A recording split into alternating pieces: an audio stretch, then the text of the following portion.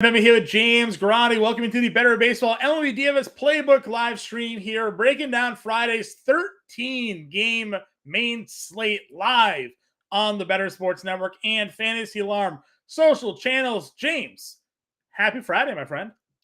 Happy freaking Friday, John. It's been a long week here, a very successful one here at Fantasy Alarm at Better Sports Network. In the MLB DFS streets, if you head over to our Discord channel, you can see all the green shots being sent in. John, you flirted with a couple takedowns back-to-back nights. Maybe if you decided to stop being so cheap and play a little more, maybe you would have. I'm just kidding, but maybe actually not really. If Shohei Ohtani could have more than 3 fantasy That's points last night, would have been cool. for the first time in like 2 weeks. Yeah, I mean it's been a nice little run. It's our final live stream of the week. I'm wearing a collared shirt. Now, you asked me before we got on, you're like, collared shirt today. I will say, a couple of my friends in high school, like, we started this thing called FCF, and every Friday it was called Fresh Clothes Friday, and we would go into school with our nicest attire, never suits or anything, but like the nicest clothing we could do. So maybe we'll start an FCF here, John. Every Friday we'll get dressed up, and instead of just wearing the same shirts and pants that we wear like for 5 straight days, Yeah. Nobody go review the tapes on what kind of shirts that John and I wore the last week. Here's the problem. We basically do like 3 shows in a day. So there are a lot of streams that I'm just wearing the same shirt. It's not because I'm wearing the same shirt each day. It's just that we record so many videos. Yep. And so many streams and so many other things that like we're just in the same clothes. Yeah, I gotta do the Portnoy. Portnoy says he does like 40 pizza reviews in a day when he goes to cities, and he just changes shirts, so he's not always wearing the same shirt in the video to make it look like it's a new thing. I'm gonna have to just start doing that. I think between all the streams. Those of you who are tuning in now, maybe you just caught me on the Better Sports Betting Show with Howard Bender. So basically getting 2 hours of me here. Talking some betting and talking now some MLB, not NBA, but some MLB DFS. James Grande did have the NBA DFS playbook out for everybody for tonight's Game 4 matchup between the Heat and the Nuggets. Justin Vreeland was on your playbook today, so you can check that out over on FantasyAlarm.com as well. If you're not yet a member of the Fantasy Alarm family, well, you see the scroll down at the bottom. No better time to join than now. FantasyAlarm.com/all-pro. Promo code MLB50 saves you 50% off the first 6 months. That's $19.98 a month for the first 6 months there. And you get access to everything that we do on site. Literally, whatever we put on site, you get access to all premium tools, all premium content, and access to our premium Discord. Plus, NFL Draft Guide is coming out soon, within weeks. The NFL Draft Guide will be there. If you sign up and have an active All-Pro subscription package, you get access to the NFL Draft Guide there as well for the upcoming fantasy football season. So all of that for about $20 for the first 6 months, which, we're at the start of June. Do the math. 6 months, you're into the NFL season now for that $20 a month here. So you're into the postseason.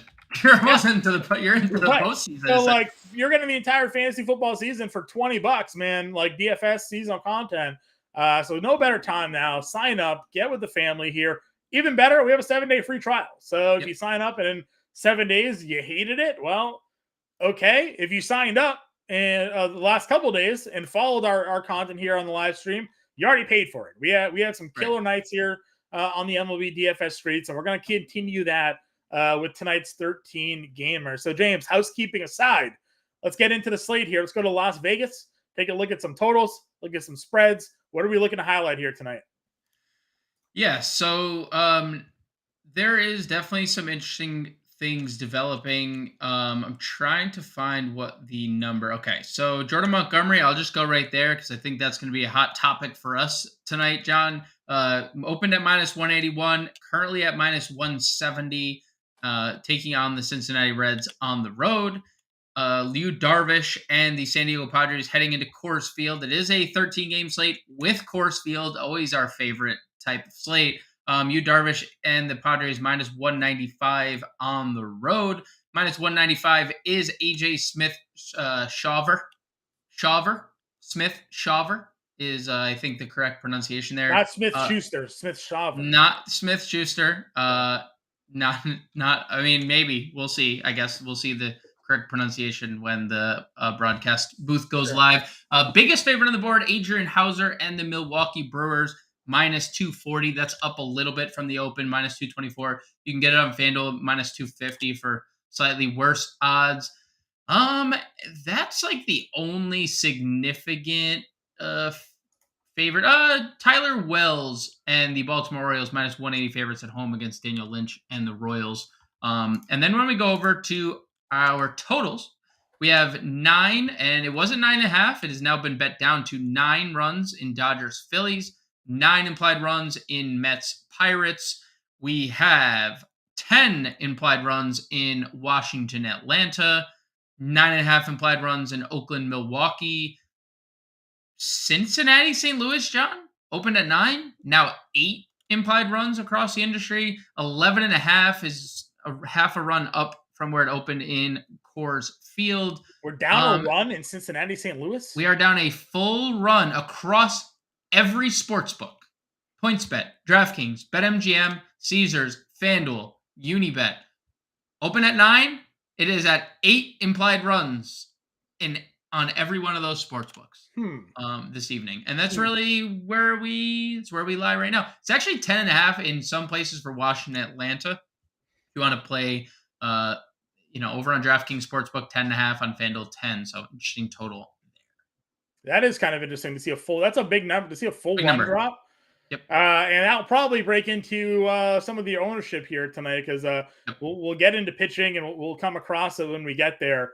But some decent rostership numbers on some of these guys here today. James, when we get into starting pitching here tonight, talk to me about your favorite guys here. Obviously, top price plays: Cole, Javier, Ohtani, Castillo, kind of top loaded here. Are you looking to key in on any of those pitchers here, or do you find yourselves on a 13-game slate eliminating some, focusing more on others? Yeah, so I'm okay getting to Garrett Cole if you'd like. Boston's offense definitely has been worse of late than it was. I'm okay getting to Christian Javier. We profiled it on this morning's podcast where strikeouts are down, but he's been awesome because the walks are also down. He's just not pitching deep enough into games for me to warrant a 10-8 price tag. So for this top tier, I really am getting to the guys facing each other. And that's unfortunate that they're facing each other because only one of them can win. And you have to pick the right one. But the field is kind of with me. 2 of the 3 most popular pitchers are Shohei Ohtani and Luis Castillo. We know Ohtani's upside. And on DraftKings, he's the 3rd highest priced pitcher on the slate. We know what the Mariners do is strike out a whole bunch against right-handed pitching. They are 2nd in the league in that category. They also have a 680 team OPS, which is bottom 10 in the league, and to be exact, it is 24th in terms of OPS against right-handed pitching. So hard not to like Ohtani. But on the flip side, for all the thump that the Angels have in their lineup, even adding Joe Adell to that mix with the call-up last night, including a home run from Joe Adell as well, rhymes, bars. Castillo's been amazing. Kind of what he's been for the last 2 years in Cincinnati, and then right. Well, even before the trade, he was awesome. And then it was like, all right, like we got to maximize value. Let's go out and get a top end starter. Well, top end starter they have. I mean, in the last 19 innings, he's allowed 1 earned run and has 24 strikeouts to 5 walks. Like this guy has been everything that they've bargained for. 2.55 ERA on the year. He has 82 strikeouts in 70 innings. It's just a matter of does his team, kind of like the Ohtani factor, had kind of what we talk about every day where it's Shohei went 3 for 4, pitched 7 innings, had 13 strikeouts, and they lost 2-1. Well, Luis Castillo is kind of suffering from that too because he's, lost a game in which he gave up 1 earned run to Texas his last time around. Right. So, one of them probably have to win, but, given their luck, it's probably 0-0 going into the 9th inning, and then there's a walk-off, right? So yeah, I think my favorite 2 arms of the top tier and of the 9K and above range are Shohei Ohtani and Castillo. And I could see a case getting to Cole because Boston's, like I mentioned, but Ohtani and Castillo are 1 and 2 for me. Yeah, the Red Sox lineup is always kind of top heavy. Verdugo, Yoshida, Turner, Devers. Duvall is back tonight for Boston. So definitely add. I mean, Duvall was maybe the hottest hitter in baseball when he got hurt. But then you look at the second half of that lineup: Casas, Arroyo, Wong, Hernandez. Like that is doable just to kind of mow through there for Cole. So I agree with you. And we talk about it. We generally talk about it on smaller slates, but you can go ahead and look at Castillo, and you talk about him. 22 fantasy points without getting a win. So like you could pitch them both and hope that this is like you mentioned, a 2-1 game, and one guy gets 28, one guy gets 22, and you're sitting pretty on a large slate. There's more available value to play, so you can kind of double spend up for sure as well. But when we break down into this mid tier here, a guy that I found myself kind of just plugging in is Tyler Wells, going up against Kansas City here. He's $8,300. He's pitching really well. We know at his home ballpark is turned into more of a pitcher's park, given since they made those changes there, and that's translated for him. 6 starts at home this year, a 2.46 ERA, a 185 batting average against, 40 strikeouts in 36 innings. Kansas City's a team that we like to generally profile against lefties at times. So if he can maybe dodge the Salvi Perez home run here, I know there are lefties in this lineup for Kansas City, but I do like Tyler Wells a lot in the mid tier tonight. Yeah, and he's not going overlooked. He is the second highest projected rostered pitcher tonight, and that's what you and I kind of speculated on the stream. He has been an elite strikeout pitcher. Tyler Wells, an elite strikeout pitcher. He's been just kind of that guy all year. 5 straight games of 7+ strikeouts. He has done that 6 times total this year. And that's Kansas City's MO. 24.9% strikeout rate against right-handed pitching this year. 5th highest mark in the league. So, yeah, I mean, they're an exploitable offense. The ballpark is 17th in runs per game, which is better than last year, but still obviously worse than league average. It used to be top 5 every single year in, year out. It was top 5 in terms of offense. And since they moved the walls back, that's obviously changed. So, yeah, I mean, I can get to Tyler Wells. It's just a matter of on a 13 game slate, right? You can be chalky at pitcher and then just be so different elsewhere because there's 26 offenses you're choosing. Right, exactly. We don't need to recreate the wheel at pitching, Correct. Now, there's also obviously the other case where, and I made this argument to you on the podcast last night, Yuri Perez, who's $8,900, is going just flat unowned. And nobody is going to him. He was one of the top pitching prospects in baseball before the call-up. And he just is coming off one of his best starts of the year against Oakland. Granted, it was Oakland. But you mentioned last night, Eloy Jimenez left the game, not in the lineup tonight for the White Sox. That obviously depletes them as a team. An already bad lineup, now getting worse. And Perez, for just the second time in his career, threw 88 pitches, which I think is a significant number and something that could lead to more pitches. Now, he did that in his debut and then immediately fell back down to 78, 82, 79. But 88 only leads me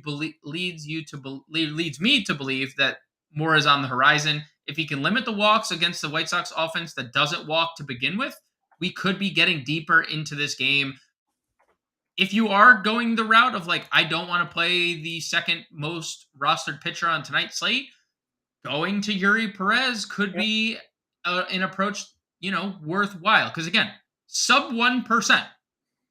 He's sitting there with guys. These are the guys in the tier with Yuri Perez in terms of ownership. Rich Hill, Josiah Gray, Tyler McGill, Luis Medina, Austin Gomber. Those are the names he's sitting with.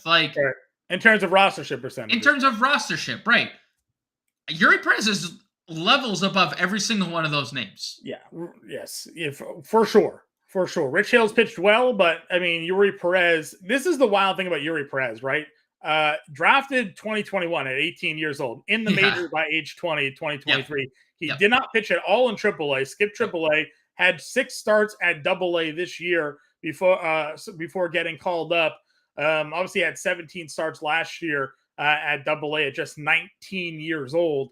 Number 7 prospect in baseball coming into the year. So getting fast tracked. And then you talk about it. Now, the White Sox have obviously had guys in and out of their lineup all year long. But on the year against right-handed pitching, 288 WOBA, 231 batting average, a 140 ISO, and a 23% strikeout rate. So certainly profiles pretty well for Yuri Perez here. Kansas City is sort of in the same boat, just another team that just really struggles against right-handed pitching, 25% strikeout rate, 288 WOBA as well. Those two teams are matching in terms of WOBA, 225 batting average there. So both of them, you could, again, we talk about it.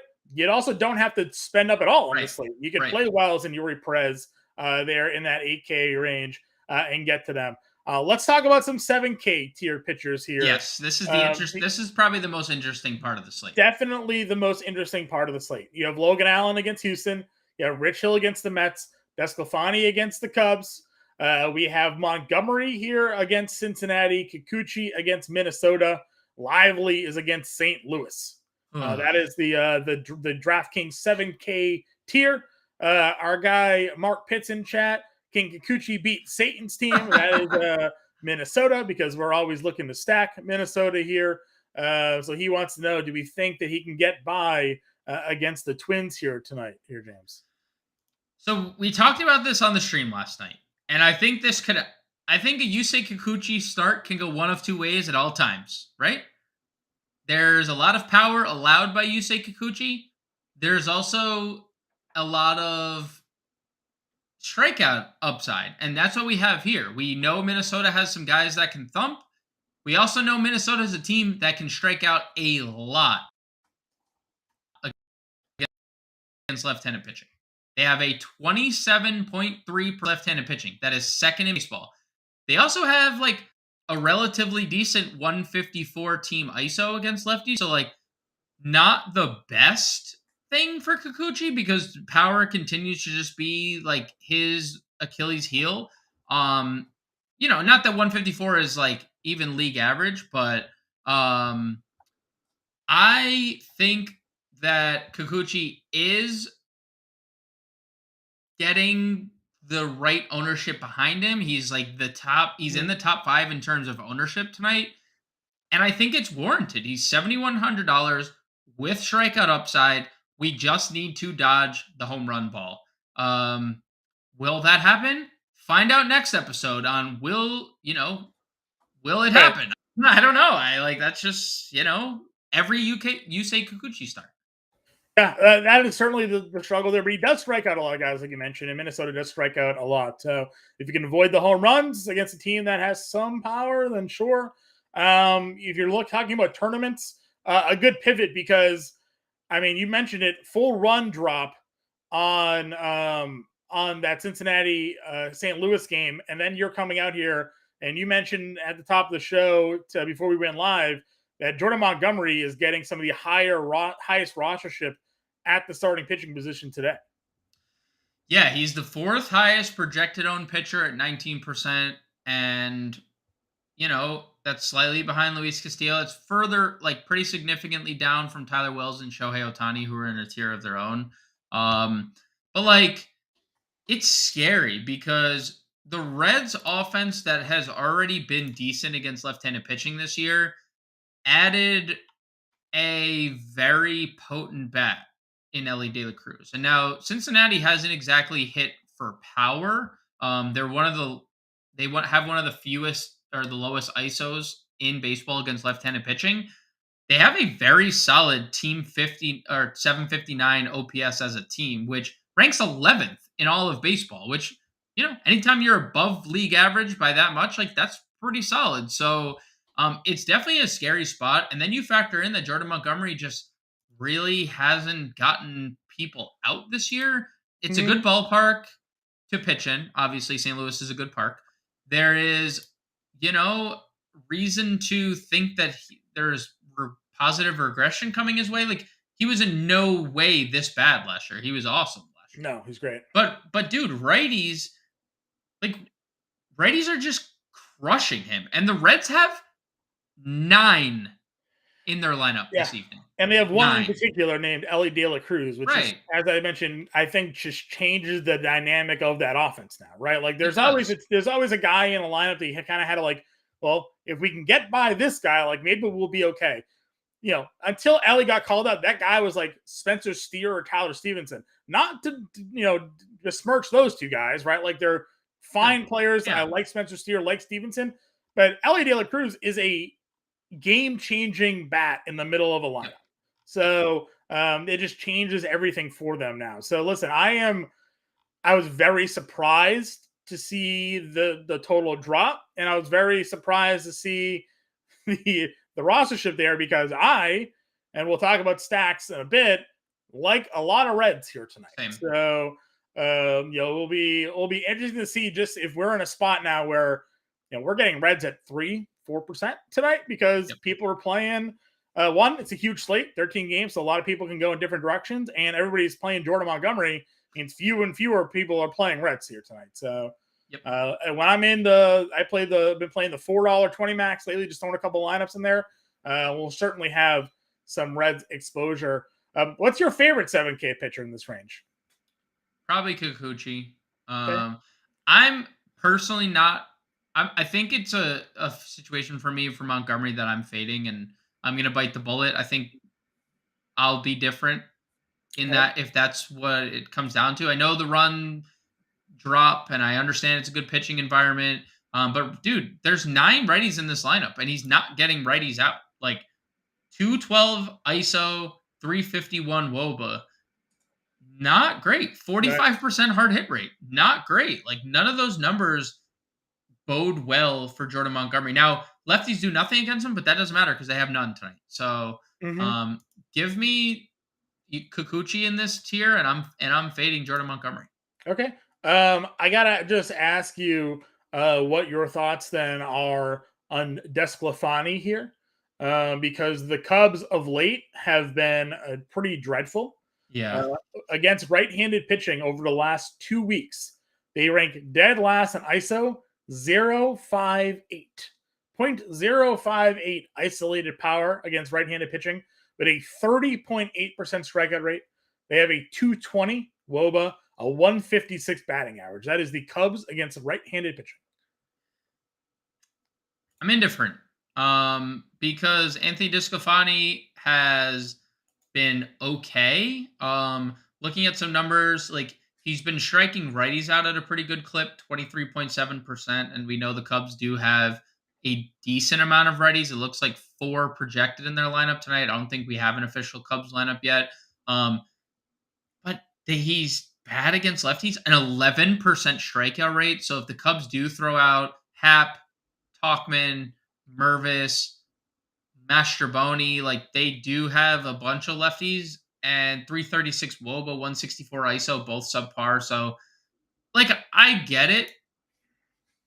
It's probably similar to a guy that I'm going to mention that we're both going to mention the next year, like in terms of upside, because he's only had more than 6 strikeout once this year.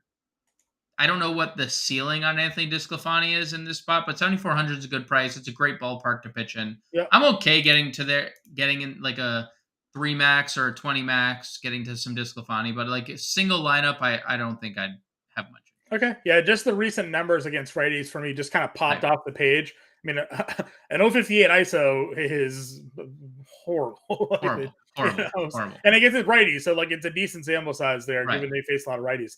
You mentioned the next tier below. Who's the guy that you're targeting in the value tier down here? I mean, I'm just going to go to Adrian Hauser. I know there's not a lot of strikeout equity, but he's the biggest favorite on the board. Oakland's been the worst team in baseball against righties in pretty much every category. I know they've dropped all the way down to 4th in terms of strikeout rate. Yeah. Oh, buddy, like 3 teams have passed them, but it's still a 25.5% strikeout rate. They have a 650 team OPS against right-handed pitching. That's second to last, only in front of Detroit. So I'm going to go Hauser. I think there is some strikeout upside. He's never been a high strikeout guy, but let's say he combines his Cincinnati efforts with his San Francisco efforts, and he has 5 strikeouts with the 7 innings, 1 run, and a win. Like all he does is good ground ball outs. Oakland's going to have a hard time putting the ball in the air against this guy. So give me Adrian Hauser 6K. He's clearly my top value. Yep, a guy that's always profiled better at home as well. I mean, only 2 starts this year at home, but 2.89 ERA. But you go back over the course of years, Hauser a good home guy. I like that 6K on a big slate. It allows you to do a lot of things here. So I'm with you. That's my value play. I don't really have interest anywhere else. Is there anybody else that you would consider tossing out there today? Nope. I agree with you. All right, let's go on over then to the catcher position here, James. We'll take a look. Some guys, W.D. Smith is at the top. He's $5,800. Ranger Suarez is there. Righties are hammering Ranger Suarez. The Dodgers are one of my favorite bets of the day, just across the board. Against left-handed pitching on the season, the Dodgers, 251 ISO, 341 WOBA, 485 slugging percentage. But over the last 2 weeks, 456 WOBA, a 375 ISO, and a 705 slugging percentage. The Dodgers against Southpaws here. Ranger Suarez, again, hammered by righties. He's got to deal with Mookie Betts, W.D. Smith, J.D. Martinez, right up there in the middle of that lineup. I'm looking at the Dodgers to score some runs today, and I am looking at W.D. at the top to do the damage. Yeah, his numbers are absolutely absurd against left-handed pitching. 412 isolated power mixed into there. My only concern for the Dodgers at all, and I think that's why they're not owned tonight at all. Like, they're one of the lowest roster teams of the day. And I think they're also because of the price. Yeah, well, pricing for sure. Pricing for sure is that Ranger Suarez just induces so many ground balls this year. Like, it's pretty crazy. His ground ball rate, 53%. Only a 19.8% fly ball rate. Now, righties are killing him. 203 ISO, 398 WOBA, but he's only allowed 2 home runs. And obviously, like, if you're paying $1,500, you want home runs. I'm still okay getting to Smith because I think the Dodgers can kind of like break that rule or break that, like, Rangers not giving up home runs. Well, tonight he's probably going to. So, yeah, I think W.D. Smith is like far and away the top spend at the position. And I'm actually okay getting to someone like Elias Diaz here because, we're the first person we're dipping our toes into cores. Colorado has definitely been better against righties this year. Yeah. And Yu Darvish has not been all that great. So, like, of the top tier guys, I don't have a lot of interest in anyone other than Will Smith, but I would possibly go Elias Diaz if playing a Colorado stack because he's been good against right-handed pitching this year. And Yu Darvish just has a tough task pitching in cores. Like, there's been a significant weird shift in power this year. 205 ISO against right-handed batters this year for Yu Darvish. 180 ISO for Elias Diaz. Could be a match made in heaven for Diaz here. Yeah, I like it. Again, he's just kind of been hitting everybody in general there anyways. What are your thoughts on the Braves catching situation today going up against Josiah Gray? I mean, Sean Murphy has been extremely potent against right-handed pitching this year. I'm really shocked that he was out of the lineup yesterday, but I guess it didn't matter because they still scored 13 runs, right? It was still, And righties are doing the damage against Josiah Gray this year as well. 477 slug, 348 WOBA. They've hit 6 of the 8 home runs that he's allowed this year as well. Yeah, so I'm definitely in on.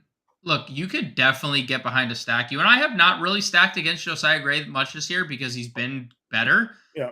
But there's always that chance. We saw it in the first game this year that he looked like the old Josiah Gray, where he gave up a bunch of power, gave up a bunch of home runs. And Atlanta is one of those teams that has light tower power pretty much 1 through 9. So I could definitely get to Sean Murphy if I'm not playing El Gary. Bring it on, baby. El Gary the GOAT at $3,900. I mean, dude, what happened? What did happen? What happened? Yeah, $3,900. Gary Sanchez, our guy Mark Pittsy in your chat. Higher ceiling, Gary Sanchez or Francisco Alvarez, who's got 3 homers over the last 2 games, coming off of a double dong night there as well. Guys, if you're watching in, you're tuning in, feel free to throw some questions in chat. James and I will certainly answer those for you all here. El Gary in Coors against the Dude. lefty, $3,900. Yeah. And don't be afraid to like and subscribe to the YouTube channel either, or any of our platforms either. Look, 2016 Gary Sanchez has walked through the door. At least he's peeked through the door, right? Um, in in a very very minimal sample, he has a 600 ISO and a 509 WOBA against left-handed pitching. He's hitting everything out of the ballpark. Dude, this is exactly what happened when he arrived to the Yankees. Like everything just started to leave the ballpark, and you were like, "Holy cow!" Do you see where he's hitting tonight? Yeah. The Padres lineup just came out, John. He's hitting fourth. Yeah. Middle of the Padres lineup in Coors. Fourth. He's ahead of him. Soto's ahead of him. Who's third? Xander? No, Machado. It's Tatis. Tatis. Third. Right. Yeah, and they moved Xander fifth. That's like, what it was. Yeah. This is a very crazy development. So, Mark, to your question, and we'll bring it back up. Higher ceiling. I know Francisco Alvarez is coming off a double dong and just broke the slate on Thursday, but he hasn't hit left-handed pitching. He's done all his damage against right-handed pitching. And I know Rich Hill has also struggled or has struggled against right-handed bats. Francisco Alvarez has a 086 ISO and a 190 WOBA against left-handed pitching with a 24% strikeout rate. Like, he's hitting second, sure, and he's coming off a great game. I'll say Gary Sanchez tonight has the higher ceiling. He's probably the chalk catcher too tonight, right? Gary Sanchez. Now that he's hitting cleanup, I would imagine more people might gravitate to that at $3,900 for field exposure. Yeah, I'm gonna pull it up, but before I even pull it up, my assumption is that's most of where the field's gonna go. Mm-hmm. Let us look right now. He's one of the. Let's just say this. I don't even have to look at catcher to see Gary Sanchez named at the top of the list. One of the highest rostered players. He is one of the highest rostered players. He is one of 7 players on tonight's slate. That is including pitcher that has a rostership percentage of 20% or more. Yeah. One of 7 players, including pitcher, not even catcher. So, like, I know he's going to be chalky. I understand it. But you're getting a guy who has 4 home runs in his first handful of games with the team that we know throughout the years has hit for power. It's Gary Sanchez and then the field for me, Mark, and everyone else that's tuning in. But obviously moving to someone like Francisco Alvarez is a viable pivot. Yeah, that's probably the pivot there, right? I mean, listen, we talk a lot on large slates. Like, you don't have to be contrarian everywhere. In Coors Field, you know, like the numberships are going to be there for him. If he misses, like, that's fine. If you're playing one lineup, play Gary Sanchez tonight. If you're playing 3, put him in 2, fade him in 1, right? Like, you're going to want to have the exposure here because, again, after that, like, there isn't a ton. You can play Alvarez if you want for a couple $100 cheaper. Like, that's fine. You know, Kyber gets a lefty. Stevenson gets a lefty there. Similar price points, sure. No one's going to be on those guys. But there's not a ton of, like, obvious value plays on the board tonight. You know, Jeffers is a guy I had liked to hit lefties in the past, but this year he's not hitting lefties at all. You know, he does have some power. You talked about Kikuchi. You know, pure punt play, $2,700. Ryan Jeffers, maybe, but I don't know. Where else, like, would you go down here? Is there an obvious value catcher for you? I don't know if it's obvious, but one that I would consider is James McCann down here, 2,400. I know we've tried this song and dance against left-handed pitching before. He's hitting 6th officially in the Orioles lineup, a lineup that we like against left-handed pitching. He is currently in the midst of something. In his last 3 starts, he has at least an extra base hit in all 3, including a home run. So he has been slightly more productive. And when you look at James McCann's splits this year, okay, John? Yep. All he does, and it's something that you and I talk about for Miguel Vargas when we get to second base. All he does is hit power. 173 ISO against left-handed pitching this year. Daniel Lynch, not a big sample, so excuse my voice crack there. Daniel Lynch from last year and this year against right-handed bats, 165 ISO allowed, 346 WOBA. So, like, I'm okay getting to James McCann. Now, the Orioles lineup does not look great. Like, Aaron Hicks is hitting 4th, but we've talked about Aaron Hicks kind of like having this random renaissance with the Orioles. Yeah. But Austin Hayes is back to hitting lefties. The top half of their lineup has really good numbers against lefties. James McCann hitting 6th. Even the bottom of their lineup and Mateo and McKenna both have pretty good numbers against lefties overall. This is a good lineup against lefties. I'd be okay punting James McCann if playing Orioles at $2,400. Yeah. I agree with you there. Let's move on over to first base. Before we do that, our guy BZ4225, thanks for tuning in. Wants to know Ozuna or Harris. Harris starting to heat up, man. He is. He is, but like, right, dude.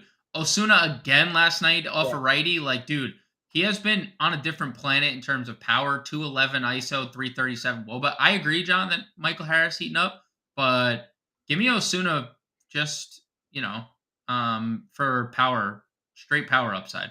Yeah, off Josiah Gray here. Again, righties doing damage off Gray this season, not the lefties. So I'm with you there. Give me Ozuna. And we'll cover the outfield here momentarily. Let's go over to first base. When you're looking at this first base position here, I immediately went to Spencer Steer, $4,300. I like Anthony Rizzo, 44. I like those two mid-tier options here. What are you keying in on tonight at first base? I love how you're steering this position in the right direction, John. I like Matt Olson, if you're spending up, has some of the best odds to hit a home run on the slate. I think you can play Anthony Rizzo at Yankee Stadium. We've talked about the splits extensively. When Anthony Rizzo is in Yankee Stadium versus anywhere else, there's just like this superhero feeling for him. And obviously it's a worse lineup with no Judge hitting in front of him anymore, but he does have Giancarlo hitting in front of him. So I fully agree on your Spencer Steer play. When you're like dropping down below, I mentioned Nolan Jones in our outfield breakdown last night, but you could play him at first or outfield. I think there's something to be said here about the Rockies, who just don't go. They don't get played when they're in Coors. And I know Yu Darvish is opposing him, but again, Yu Darvish hasn't really been good this year outside of a handful of starts. Like, this hasn't been the usual Yu Darvish we're acclimated to. And Nolan Jones has been awesome lately in the stolen base department, in the extra base department. Like, he was a top prospect. And the Rockies just haven't used him until lately. And he's, proven to be a stud. So $3,900 feels really, really good for this I like Nolan Jones here a lot. If we're working our way down some more value, you mentioned Jones. Moustakas is first base only at $3,300. Cleveland, we got to at least mention them. Last night, obviously, came through for us big time. Ramirez had 3 home runs. Last 2 weeks, Cleveland here, against righties, the numbers still don't really like pop off the page, but we know that they are at least getting slightly better, and they don't strike out. Anything for Naylor or Bell tonight against Javier? No, I don't think I'm going to stay away. I have a value play down here, but 317 WOBA, 280 batting average against righties the last 2 weeks for them, 5th best. So it's interesting. Starting to come around just a little bit. Give me your value play then. My value play, same as it was last night. I'm going to go back to the well with Cody Clemens, who I know there's a lefty starting, but Victor Gonzalez hasn't spanned more than 1 1/3 this year. They're going to go to Michael Grove for the bulk innings, and Michael Grove has been awful. He should be called Michael Groove because that's what he does. He grooves pitches down the middle, particularly to left-handed bats. This year, John, left-handed batters, the left-handed variety, 308 ISO, 495 WOBA, 44% hard hit rate against Michael Grove. And Cody Clemens is not exactly like going to pop off the page. But then you look at the sample against right-handed pitching, 197 ISO, 2nd on the team, 3rd on the team, Bryce Harper slightly edging him out, 3rd on the team, 334 WOBA, like pretty respectable numbers. The only issue is he strikes out. Michael Grove has an 11% strikeout rate against left-handed bats. Like, the only way you afford Philly tonight is getting someone like Cody Clemens into your lineup. Philly's not really going all that home. It's an interesting game stat, right? Because think about it. Cody Clemens is $2,600 if you didn't want to play Freeman against Suarez because of lefty-lefty. That's fine. You can plug in Clemens there. You can plug in Vargas, who's going to be a cheap second baseman option that we're going to talk about. And then you can spend up for the sort of the top tier guys in this game, like a Bryce Harper, like a Mookie Betts, like a JD Martinez, like a WD Smith. So there are options in this game, both value and top tier, yeah, you could potentially get to here. Two bad pitchers. So I like that call a lot. I just got to throw one more question out to you here. Thoughts on Brandon Belt, 974 OPS, last 10 for him here, going up against Sonny Gray, who's, after a really, really good stretch, Sonny Gray starting to come back to earth a little bit. Any love for Brandon Belt at $2,400? Yeah, mild interest. I like that he's hitting third. I like the numbers against right-handed pitching. 191 ISO, 386 WOBA. So yeah, I'm okay with it. If you want to play the top half of the Blue Jays lineup, it's quite that's appealing. kind of where I'm looking at. Again, not like a ton of great numbers in general for hitters against Gray, Right. but lefties are hitting 266 versus righties just hitting 203 off Sonny Gray this year. So again, Belt starting to actually be a viable option, sitting there at $2,400. Moving on over to second base here. Mentioned Mookie Betts has that multi-position eligibility, $6,200. I'm a big fan of that. Where are you going next, though? Nolan Gorman's potentially in play. Altuve's got a lefty here. What's your next second baseman? Honestly, not a position that I find myself spending up at. I like Owen Miller, 3,800 leading off. I know, the lust has kind of faded for Owen Miller, but they're going to get Luis Medina as the bulk pitcher here. And I think Owen Miller has pretty solid upside Yeah. against Medina, because what we know about Milwaukee here is that they hit righties significantly better than they hit lefties. Like particularly Willie Adames, who's going to hit right behind him, Owen Miller himself. So I really like Owen Miller leading off.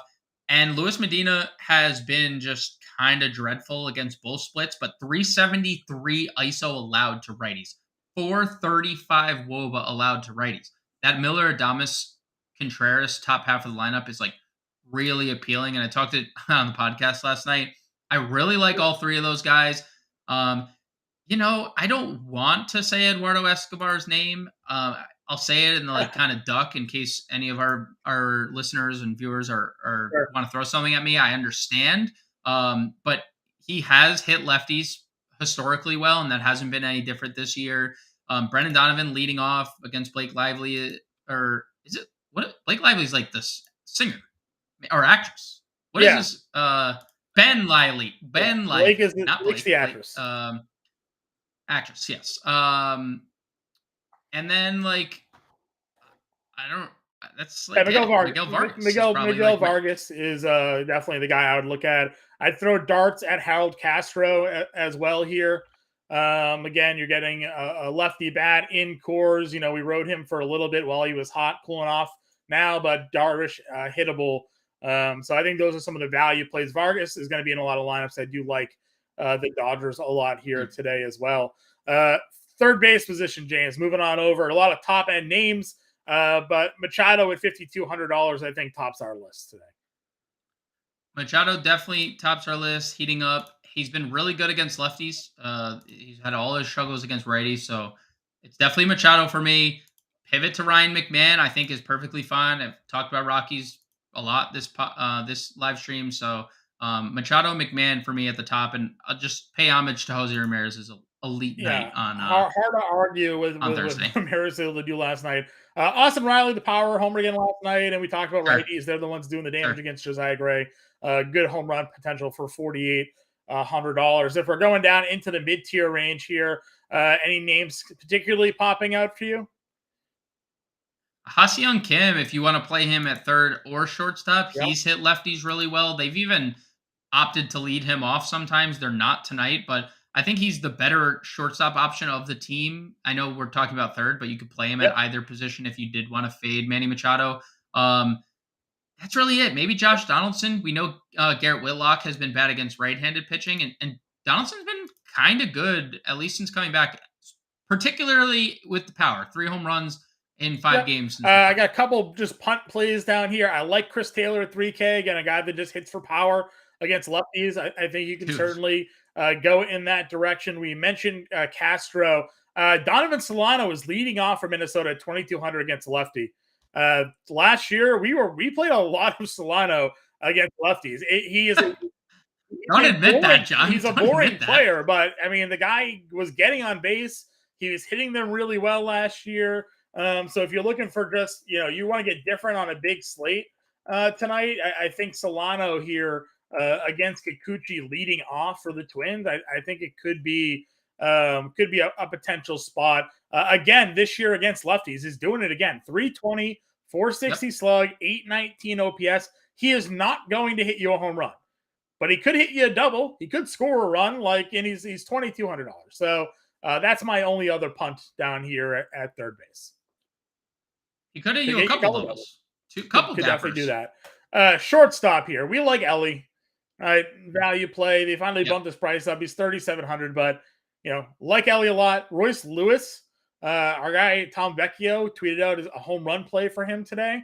He's $3,800, kind of the mid 3K range here at shortstop. But we know there's elite talent at the top of the position as well. Yeah, I mean, I'd be willing to get to Trey Turner hitting fourth.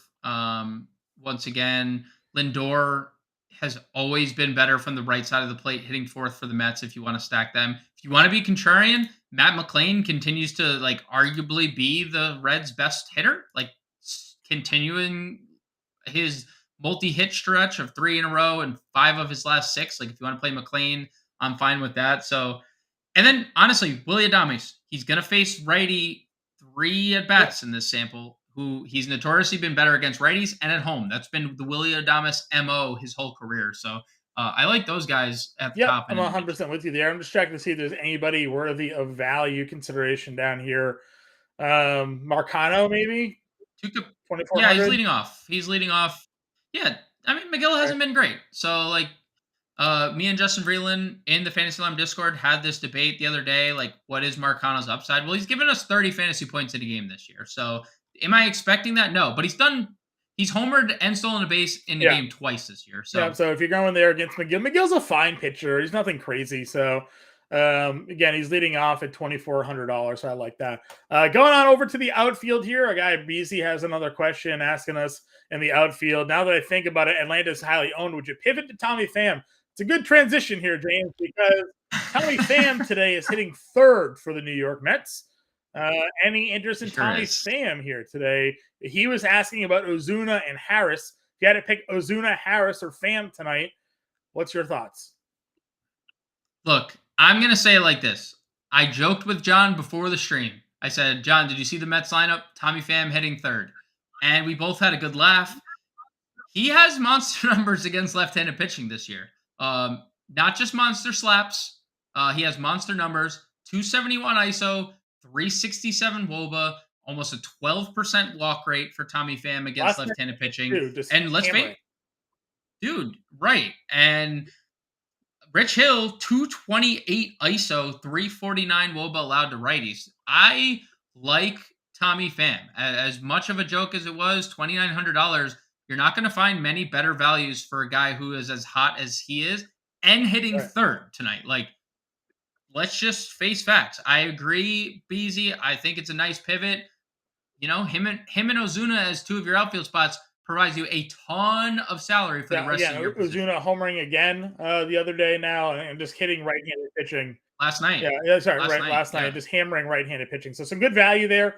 Top end of the outfield that we talk about all the time. Figure out your stack and pay up for the outfielder that you want. If you're in on San Diego tonight, Tatis for me over Soto just because it's the lefty matchup there. Fine with Acuna. We talked about the power numbers. Gray against the righties. Acuna can get on, seal a bag. Mookie Betts is fine. Bryce Harper is going to get the righty there. It's a Grove once Gonzalez is out after the first inning here. So pick your guy, put him in the lineup. Totally 100% fine with any of these top options, really. Maybe the only one I don't play tonight, Reynolds, I guess, would be up over right? Yeah, probably, but this is his better split too. That's the only issue. I largely agree, but it is worth noting. This is maybe Julio Rodriguez against Ohtani is something we stay with. I agree with you. If you want to be different tonight, I think Yoshida homers tonight for Boston. I said that on the show last night. Ooh, spicy. Again, he's on fire as it is. 366, 983, 561 slug. You get the right field. It's his first game in Yankee Stadium. Garrett Cole gave up 8 home runs in the month of May and 6 starts. So I think the lefties here could do some damage against Cole. So I'm fine going with Yoshida at 51. If you want to be different for a Boston stack here, I think that certainly plays up. Where else are you going in the outfield, man, if we're looking at this range? Nick Castellanos, 4,900 is one of my favorite plays because I expect Schwarber and Harper to be the higher owned of the Phillies outfield. So I'll definitely go Nick Castellanos. He's raked against lefties, so he'll get in that bat against them. And then he's also hit against righties. He's hitting 395 over his last 10 games. He's hitting everybody. Charlie Blackmon, 4,700, continuing my Rockies theme. Leading off tonight, Yu Darvish has struggled with power. I know he's not exactly a power hitter anymore, but there is still some pop left in his bat.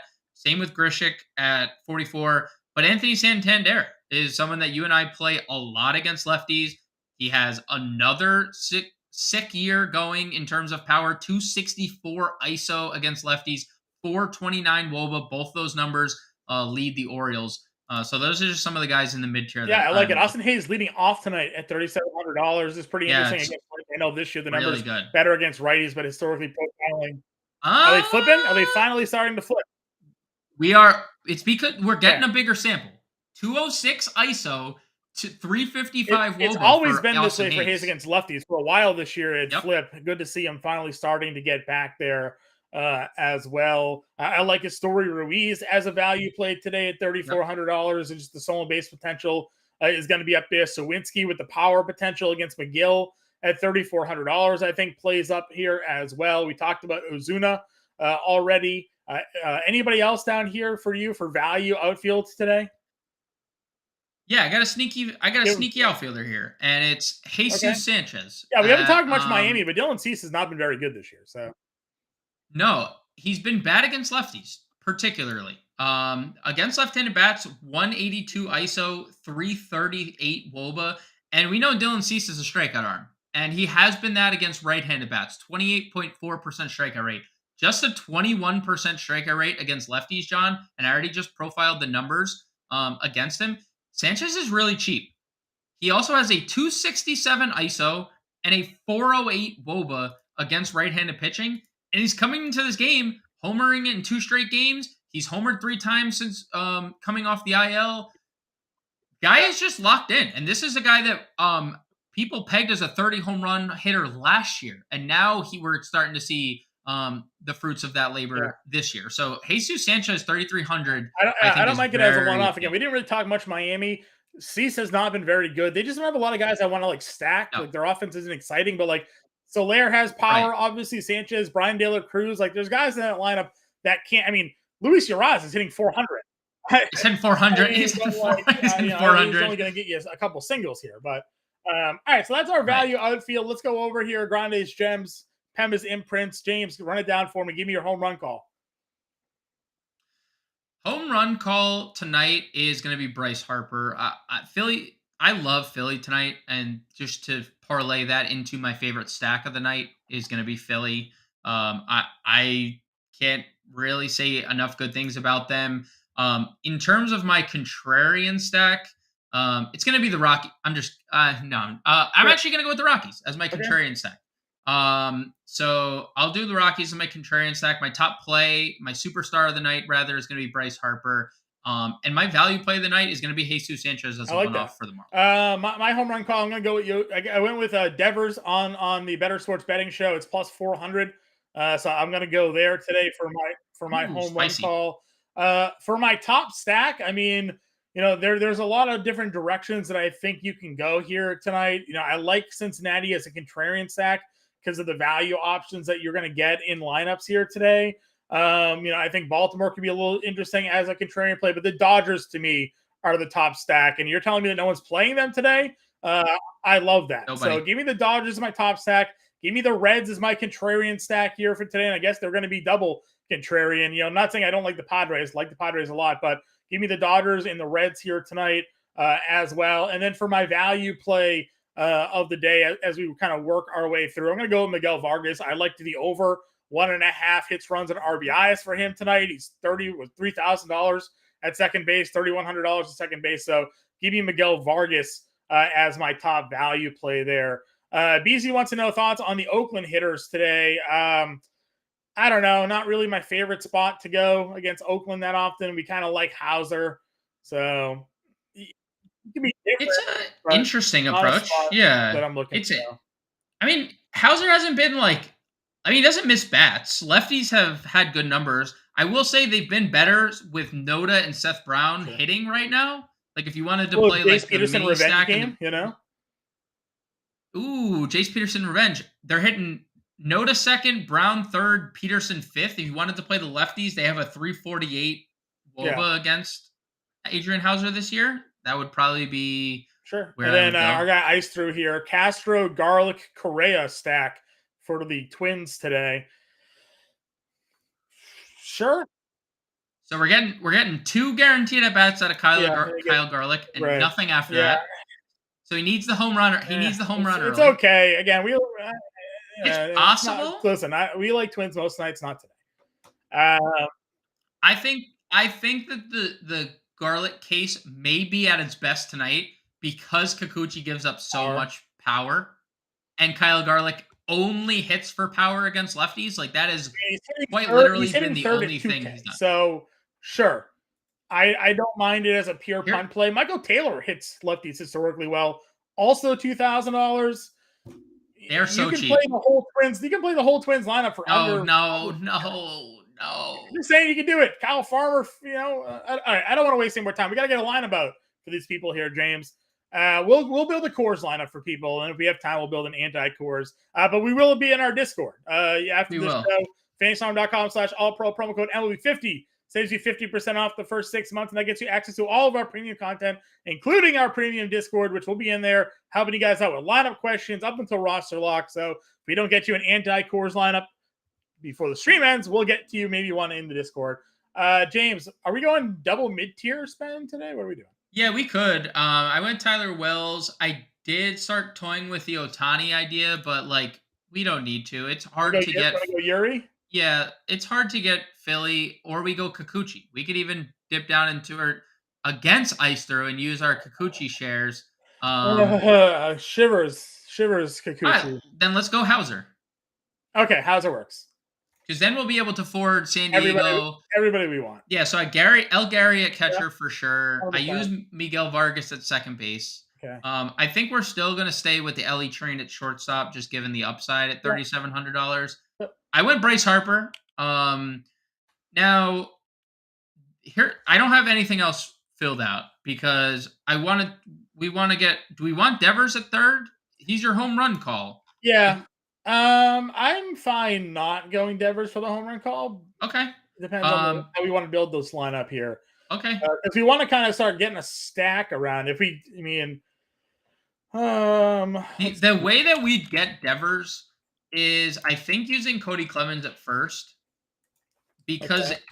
So this is going to turn into our mixed Coors lineup then, right? Yeah, and then we use Tatis in the outfield, and then we have 4,200 basically for we have $4,200. You have Mookie Betts. Oh, so that's Chris Taylor. I like that actually. All right. If we're not spending all the way up at pitcher, we can spend 3 top tier outfielders: Harper, Tatis, Betts. You got Taylor and Vargas as a 2-man stack in the middle of the lineup up against lefties. You got Ellie as a one-off.